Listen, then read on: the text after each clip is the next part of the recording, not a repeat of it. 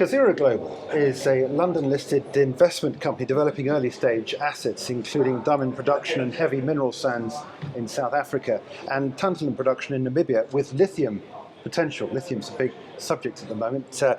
Dennis Edmonds is chief executive. He joins us now. I want to get onto lithium in just a minute because big battery metal and so forth. But generally speaking, what is it you're offering investors at Kazera? Kazera is in a fairly unique position of not needing money and being on the edge of some substantial cash flows.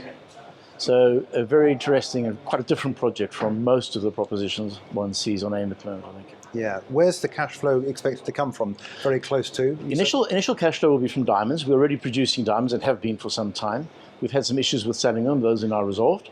So from November, we'll be selling diamonds and generating sensible cash, and we'll probably be generating around $50,000 a month of profit. Why have you not yet sold them? I mean, you've been producing them. You've got a stockpile, presumably, have you? We have got a stockpile, a substantial stockpile. Diamonds are all sold through the company which owns the concession, which is called the Lexcor, which is owned by the South African government in turn. And they were processing all the diamonds. All diamonds had to be processed through them. They've had some difficulties with their processing plant. We have got around that by introducing our own processing in the form of a pan plant, together with a Bushman jig, which will allow us to produce great volumes of diamonds, concentrate them down, and present them to Lexcor in essentially bucket loads, as opposed to ton bags. Which means they'll be quick to process, they'll form part of their sales process, and be very attractive for both Lexcor and ourselves. What's the mining process like? Very expensive to run, or is it easy? Are they on the surface? Or where? Yeah, our diamonds are all in sand, pretty much. So we have to remove overburden, which is beach sand, largely. So it's a sieving process, effectively? It's largely a screening process, correct. Yeah. What sort of diamonds are they? The quality? They are. Various reports regard Lexcor's diamonds as being amongst the most sought after diamonds in the world. But they're fairly small, and they are jewelry standard diamonds, big market in India and China. What's the diamond market like at the moment? I ask because all commodities are priced in dollars. The dollar is so strong at the moment. Of course, that twists values in different sorts of other currencies. What's the market like to sell into that sort of market at the moment? Well, fortunately, we're producing them in dollars. We're earning our money in dollars. So that works pretty well for us as an English company. The market itself is quite good for diamonds. It also always gets a bit soft sort of over December. But it looks like a good, strong, ongoing market. It always has been. I can't see why that would change. Yeah. Heavy mineral sands as well in South Africa.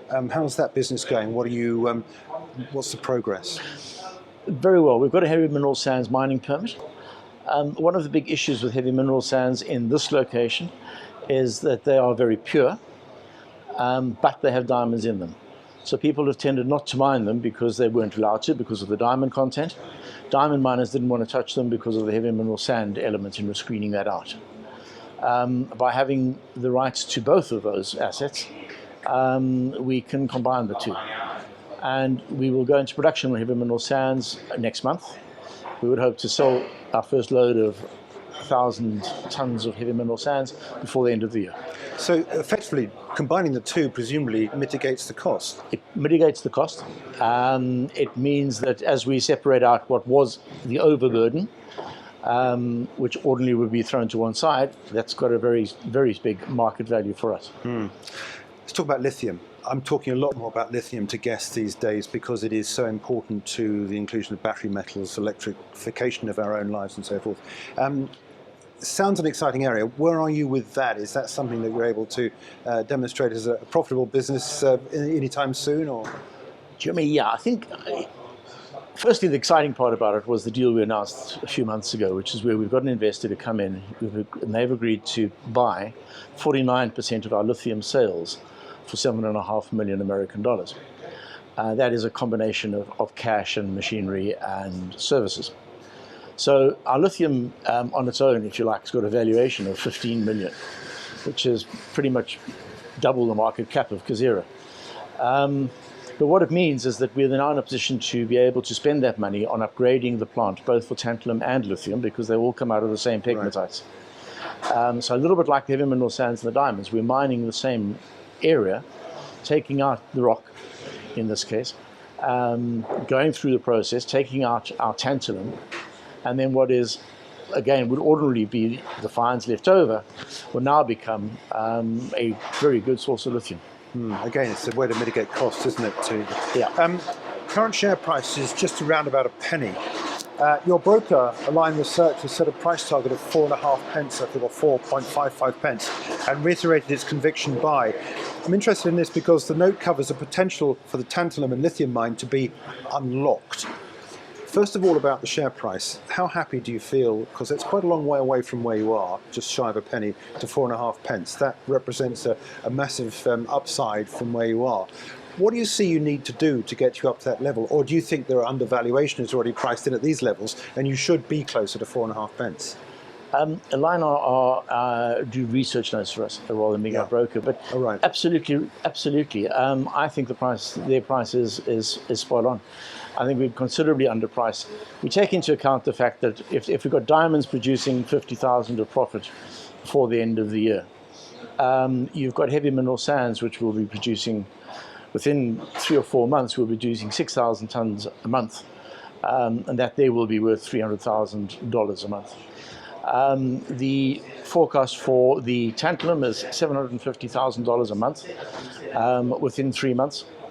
And lithium will be somewhere in the same area. And then you add on to that the exploration possibilities in Buru Hills in Kenya.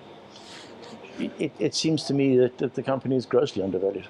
You said at the top, you don't need money. You've got money on the balance sheet. We don't need money. We've got money on the balance sheet. It covers all the expenses all the improvements we want to make to the plant. It covers any ongoing costs that we've got. And we'll be generating cash before the end of the year. Okay, so taking that on board as part of the outlook, what other milestones should we be aware of going into 2023? We are approaching what could be a very soft spot economically. I don't know how much of a difference that makes to your business. But the interesting thing, as I said, you've got some interesting product to bring to the market at some point. How do you see the outlook for the business? I think really good. I think the combination of assets, so between heavy mineral sands, which are essentially a commodity used in paints and general materials, going to lithium, which has got every indication I've read is we need much more lithium than we're possibly producing at the moment. Tantalum is used in electrical equipment, electronic equipment. It's everything that we produce has got a need for, apart from diamonds.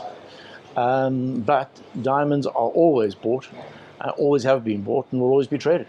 Yeah. So it seems to be a really good position. In terms of the news flow to come, I think it's questions of sales of diamonds, production of heavy mineral sand, production and sales of heavy mineral sands, followed pretty much at almost the same time with production and sales of tantalum. We already have an off-taker for the tantalum. We've been approached by various off-takers for the lithium. The lithium will be in production within 6 months. So there's an enormous amount happening in the next 6 months, all of which relate to cash flow. Yeah. Okay, well, Dennis Edmonds, thanks so much indeed for joining us, CEO of Kazera Global. Thank you. Thank you.